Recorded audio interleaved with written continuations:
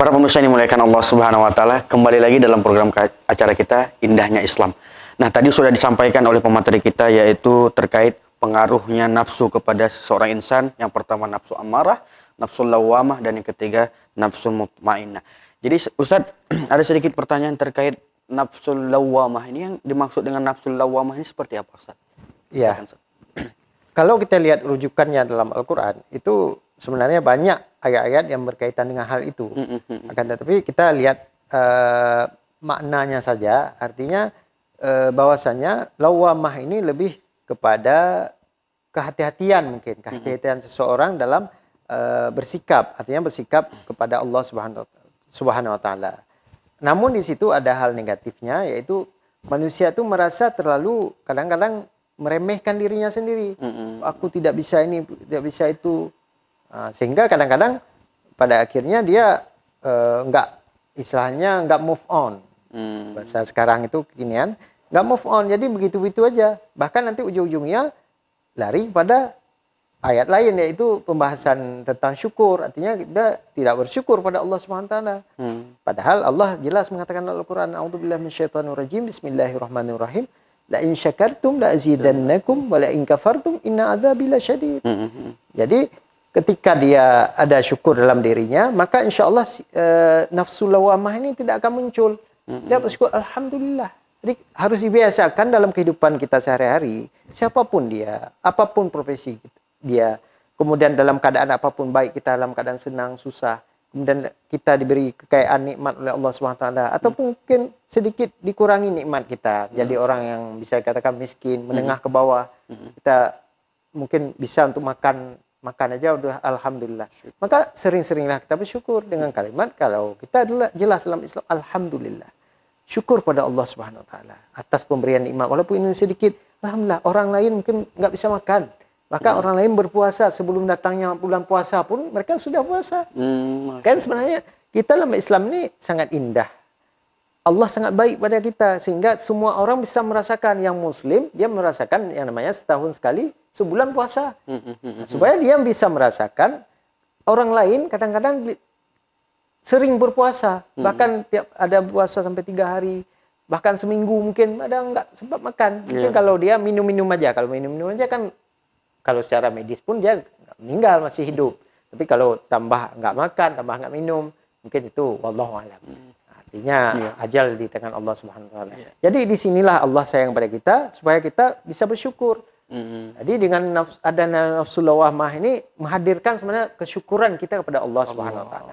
Dalam nikmat yang diberikan kepada Allah yang begitu banyak kepada kita. Namun di sini banyak sisi negatifnya lawamah. Artinya seperti saya katakan tadi, artinya dia menjurus kepada hal-hal yang tidak baik, negatif.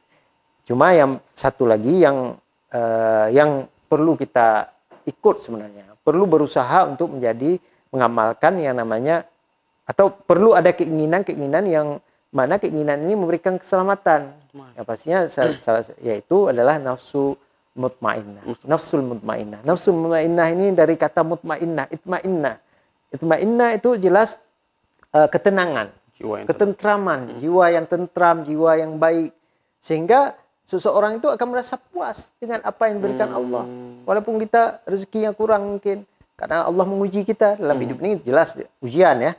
Ujian untuk kita tambah dekat dengan Allah ataupun tambah jauh kepada Allah. Jadi orang yang memiliki nafsu, artinya menonjolkan nafsul mutmainnah, maka dia akan selamat. Karena dalam Al-Quran Allah mengatakan ala bidzikrillah tatmainnul qulub.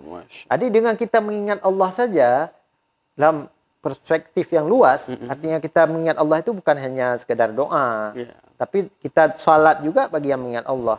Itu yang paling utama kan salat.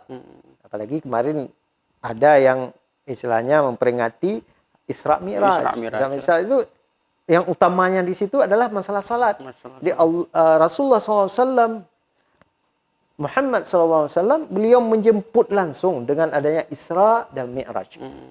Dia dengan adanya dari Masjidil Haram ke Masjidil Aqsa, kemudian dari Masjidil Aqsa ke Sidratul Muntaha, yaitu menjemput salat. Salat langsung diberikan oleh Allah kepada Muhammad, pada Rasulullah SAW. Berbeda dengan yang lain. Yang lain ada perantara, yaitu adanya Jibril seperti wahyu Al-Qur'an. Quran turunkan oleh Allah melalui Jibril. Bukan berarti Allah tidak bisa, Allah Maha Kuasa, Maha bisa. Kan tapi khusus kepada salat langsung Allah yang mengundang. Jadi diundang khusus ini. Ibaratnya tamu VVIP. Masya. Jadi bukan tamu VIP, tapi VVIP. Di atasnya lagi. President Suite. Nah, istilahnya yang paling utama itu Rasul langsung diperjalankan oleh Allah. Jadi bukan Rasulullah sendiri yang jalan. Nah, kalau sekarang kan banyak kontroversi, kadang-kadang manusia menyatakan nggak mungkin bisa Rasulullah jalan, apalagi dalam semalam, dan semalam pun cuma beberapa jam mungkin. Yeah.